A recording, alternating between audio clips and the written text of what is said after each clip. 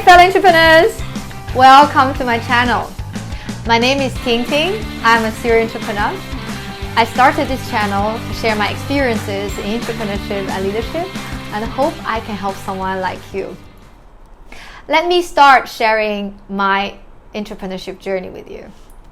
I started my first business when I was 16. It's more of an accident because we had a school costume change, and it's very popular to wear the above the knee white socks. So I decided to make some embroidery, bears and strawberries, some cute objects onto my socks to kind of differentiate. And apparently a lot of my classmates really liked it, so they started ordering from me. And slowly we made a bit of a little business out of it because I and my mom could no longer be able to do all the embroideries ourselves, so we hired some other people to help doing that. I maybe made a few thousand RMB along the way. So that's kind of my first exposure. I kind of continued the tradition of selling those stuff when I was in university. I moved to Singapore before I go into university, and when I was here, I actually spent some of my savings to import a huge bag of clothes from Shanghai, from a wholesale market, and I decided to sell them online because I thought, I need to move up from socks to clothing, if I want to become a fashion entrepreneur. And to my surprise, I couldn't do that business very well because it takes so much longer time to convince someone to buy a dress than a socks, and you need multiple sizes, and they may like or they may not like it after they've tried and spend quite a bit of time with you. In fact, I just got so bored out of the energy and time and it takes to sell clothing, although I took a lot of time taking photos with my friends and put them online and so on and so forth on the forums to sell. I basically sold only half of the stock I've bought, and the rest I just give to friends as gift, or maybe wore some of them myself. So I realized that although fashion and clothing sounds much more high-end, socks is so much easier to sell because there's no sizes and there's only that many options and people don't need to try. So this is my first lesson. And after that, I did a PhD, and I took a break from the PhD. I went to China to start a scientific manuscript editing service business with my friend, who also quit his PhD from Harvard.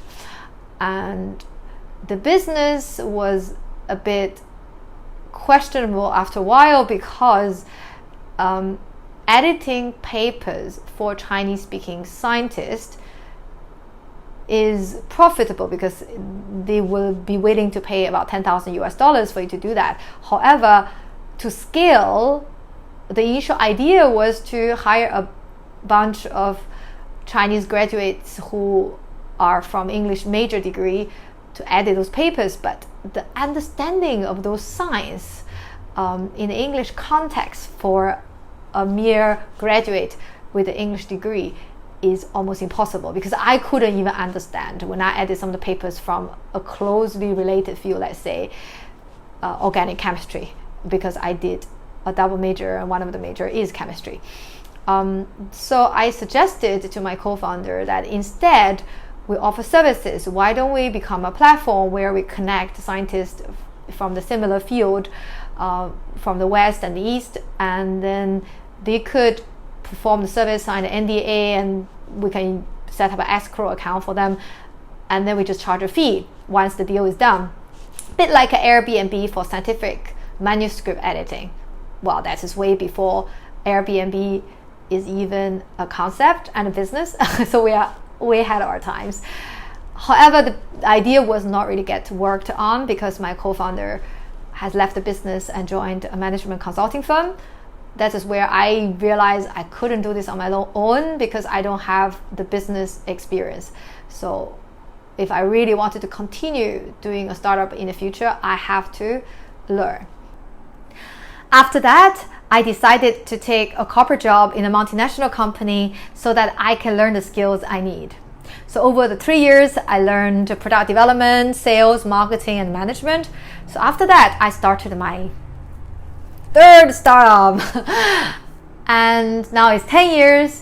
It has been run by an amazing team of managers, which enables me only a 5 to 8 hours working week on that.